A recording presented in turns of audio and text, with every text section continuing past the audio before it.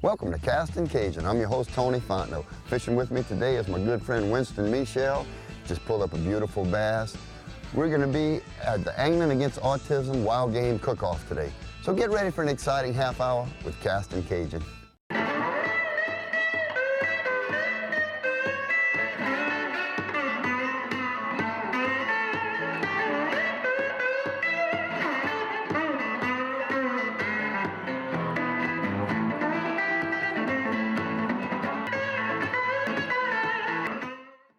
Castin Cajun is brought to you by Thibodaux Regional Medical Center for expert, compassionate care.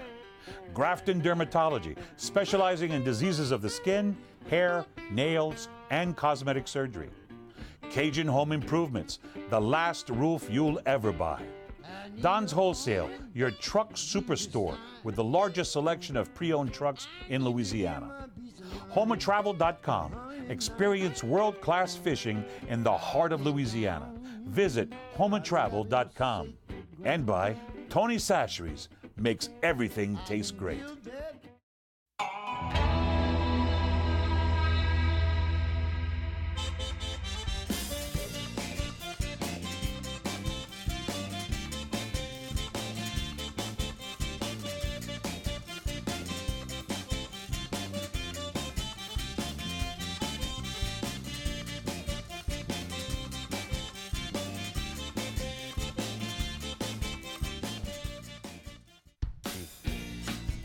I got one. Fish on. Get him, Winston. Oh. We saw the swirl before he hit. Oh, beautiful fish, Winston.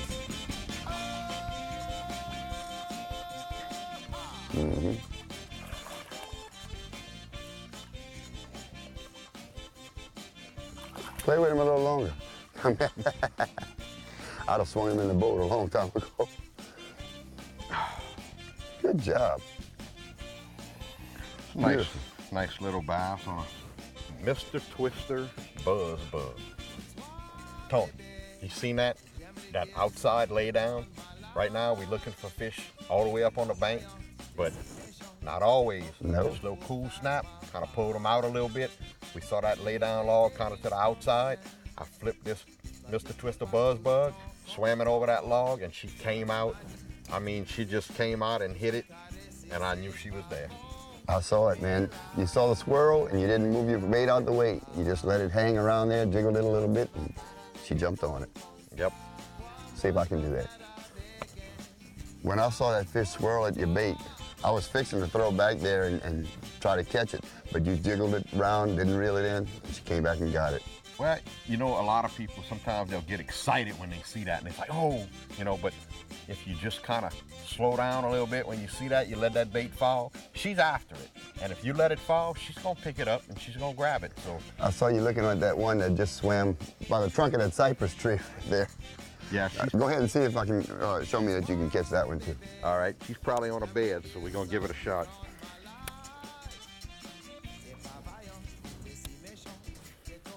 There she is. Oh, smacked her up against that branch and still have it. We got her. Yes, indeed. Spotted the fish, saw the swirl, let her settle down. Good thing I suggested you catch her, huh? Yeah, you're right, huh? Is that a little male or is that a female? Whenever we get her up, we're gonna look. It might be the male. Yeah, that looks like it would be a male. Good deal. Now, when a bass spawns, does she release all her eggs that one night, or does she do like a speckled trout and release some, and then release some more a few days later, 7 to 14 days later? No, they'll usually release all of their eggs, as far as I know. It's kind of like a one-time thing. When you see them two fish locked up and you see that male with that female and they kind of spinning like that and they kind of together, that's usually when she's dropping her eggs and he's fertilizing the eggs, you know. I got you. Let me ask you, what size line? Is that braid you're using? It's Finn's braid. Yep. And what pound test? 50. 50, wow. And that's a tungsten weight. Looks like you've got a pretty big weight and a pretty big hook on that jig. Yeah, I'm using like a 3/8 ounce tungsten just to keep it down on the bottom, and with a Mr. Twister Buzz Bug. That's my thing. There you go. Do it again. All righty. Winston, talk a little more about that bait you're using. This is a bait that just come out by Mr. Twister about a year ago, and it's got a little bit longer legs than the other brands, and it gives it a little bit more action. You know, whenever you trailer it on something, or if you're just fishing it Texas rig like we're doing today. And this is called Red River Special, and it's kind of a red laminate on black with some blue and red flake inside of it. I'll tell you what, you catch one more, and I'm gonna switch. You're gonna be switching, huh? Devil fish. Oh no, I gotta change, Winston.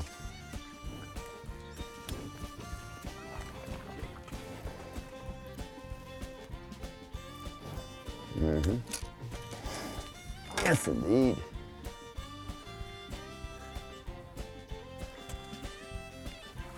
Beautiful. Ooh, that one looks like it still has eggs, huh? Yeah, she looks like she's a small female. She was close to the bank. Like a little football. Mm-hmm. Chunky. She's built kind of like you, Winston. That's right. She's bleeding. She ought to be all right, though. Oh, yeah.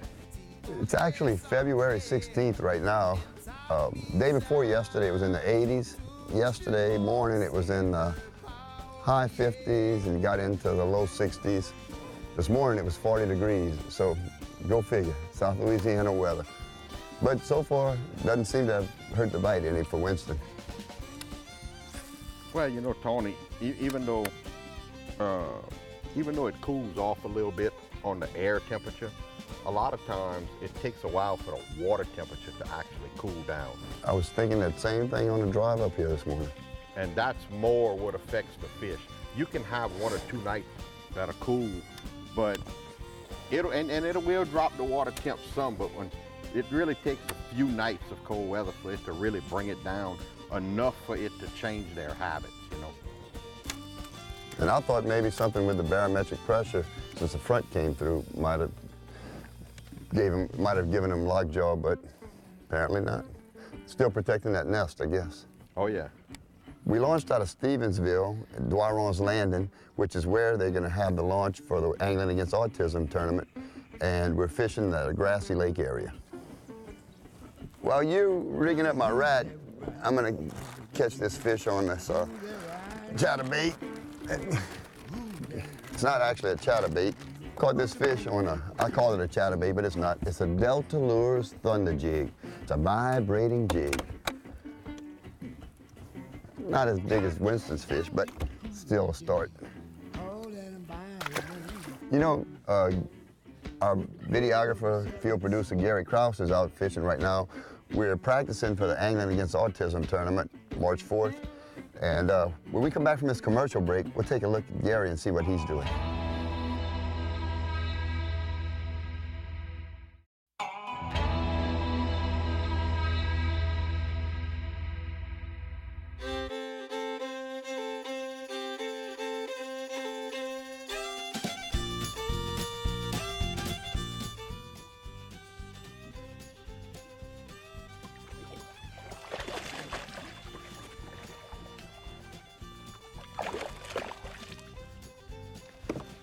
Well, that's a nice way to start.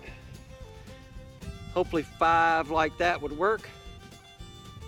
Join us on March the 4th. It's not just about the bass, it's about the children. Angling Against Autism Bass Tournament. We're after bass, but we're after helping the kids with autism in South Louisiana. All the proceeds go to the Emerge Center in Baton Rouge. They've helped hundreds of kids over the years, and we want to continue to help them as they support our children. So join us March the 4th. Weigh in as the Cabela's. We launch at Doiron's. It's going to be food, fun, a little bit of competition, and we're here to help the children. Hope you join us.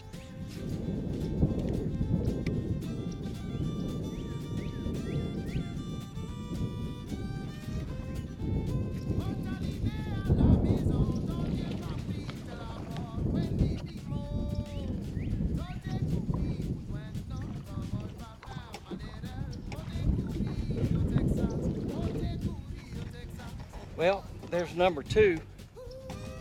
The fish are shallow. The water's warming up. It's been such a mild winter.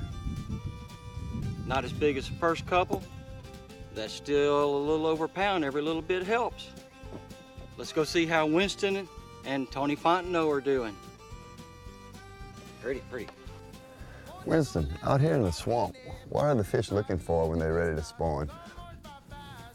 Well, I think what they do is the first thing that they're going to look for is they're going to want protection from like the back and either side if possible. Okay, it just helps them to protect their eggs. Tony, they also want to have enough sunlight that'll shine on the eggs for the eggs to develop and hatch. Okay. So that's very important also. Makes sense to me. And I'm gonna see if I can catch that fish that was just chasing your bait. The ideal spot would be a place like where you just threw.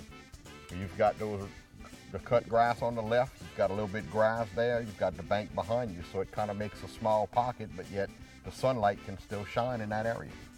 So that's actually one of the perfect spots right there. Boom. Where are we gonna come? Fish.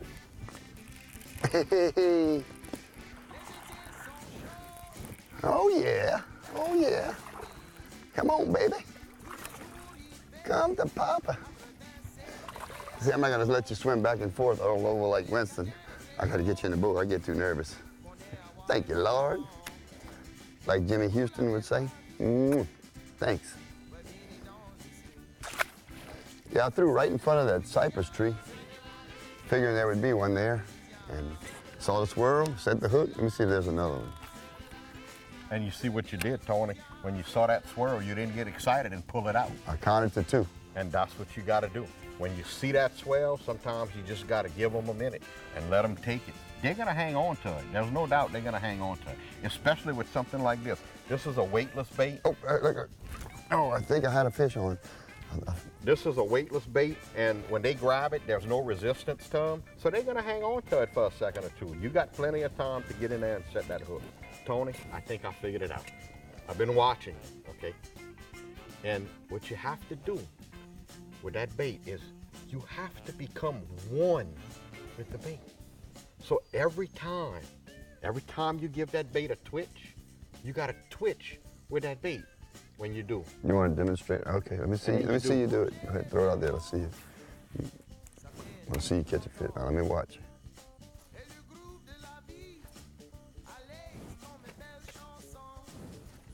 And if you do that, you're gonna improve your catch. Hey Tony, you know, after we made this change, our size kind of got a little better. You think Gary's catching them like that? I don't know, he's pretty good. Let's check it out and see. Let's go see.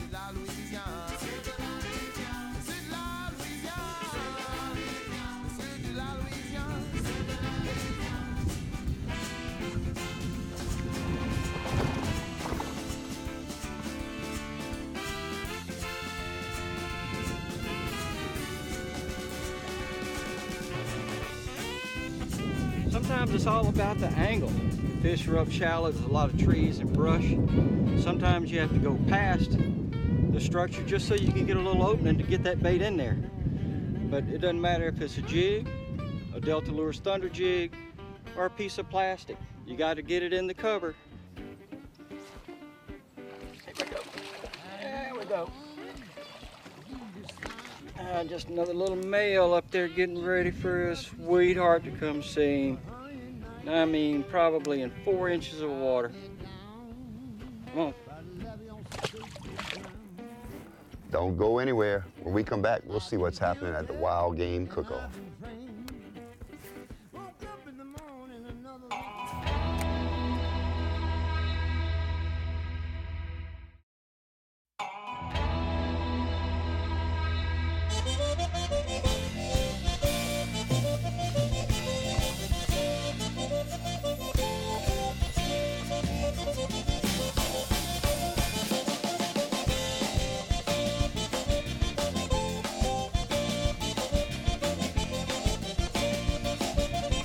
Chad and Raymond Prejean here. What are we cooking?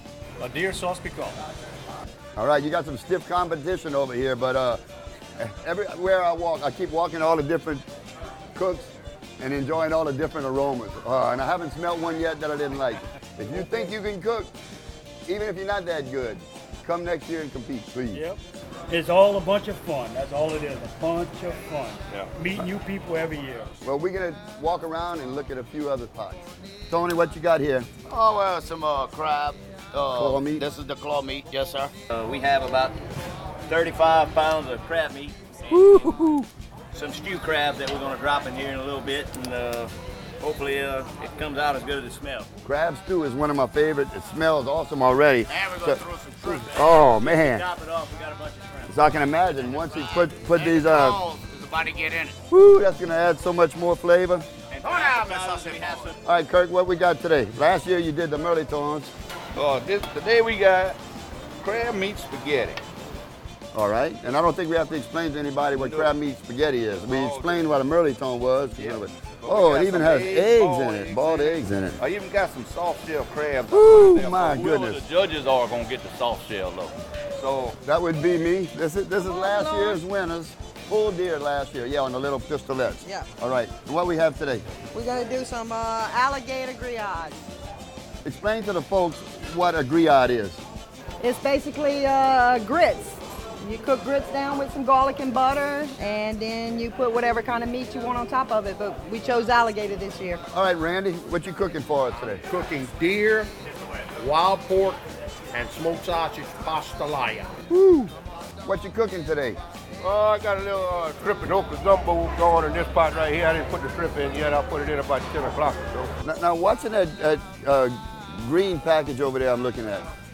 Well, we like to season all out like our shrimp and our frogs and everything else from the Tony Sack. There you go. All right, I just want to let everybody know this is the key to winning championships right here. Last year won championship, gonna try it again this year, right here in the pot.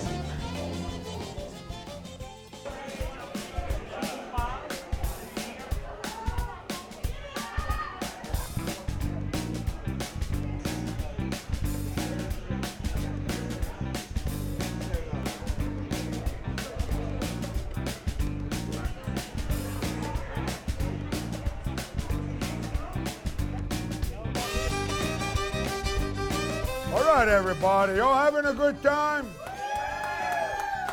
All right, awesome. We want to thank everybody for showing up and for helping out. It's for a real good cause. Hey, how come I don't see my name nowhere on here? I thought I was guaranteed to win if I showed up. It was a tie for third place, and the judges tasted it again, and they looked at it again. The tiebreaker went to team number 8. All right, y'all smile. Cheese. For second place with red beans and rabbit gumbo, team number 1. No, that ain't you can't boil water. Team number 1, where's team number 1? Congratulations, gentlemen. Team number 1. I never ate a red beans and rabbit gumbo. It was good. Huh? No joke, huh? C'est ça bon. All right, folks. Team number first place with crab meat spaghetti. Hey, how can you go wrong with crab meat spaghetti? Team number 11. All right, congratulations, Mr. 11. Okay, I'd like to ask the number 1 man here, your crab meat spaghetti, was it your recipe or was something handed down in your family from generations? Just read it off the internet. Oh, you read it off the internet? No. All right, folks, we want to thank y'all for showing up, and everything y'all did, I'm sure, is going to be very, very appreciated. Every time you go out your way to do a little bit of extra for a great cause, you know, it don't seem like much to us, but to some people, it's going to have a big effect. Awesome. Did you see that? Woo! Oh, my goodness. Want me to lip it for you? Yeah, please. That's a decent one there. Oh, I'm a good assistant, huh? Oh yeah. Way to go, Beautiful. Look at the belly on her. She hadn't laid yet. She didn't even start making a nest yet. Her tail's still beautiful. Well, Winston, I think she's the perfect fish to end the show with. I do agree. As always, we got to give a special thanks to our veterans and our active military. Love you, appreciate all you do for our freedom. So until next time, keep on casting. Boudreaux and I were watching the evening news, and there was a terrible story about 6 Brazilians who were killed in a horrific skydiving accident. Boudreaux starts crying uncontrollably. I try to console him and said, Boo, look, all these guys were well aware of the dangers of skydiving. He says, yeah, but it's just so sad. He said, how many is a Brazilian anyway?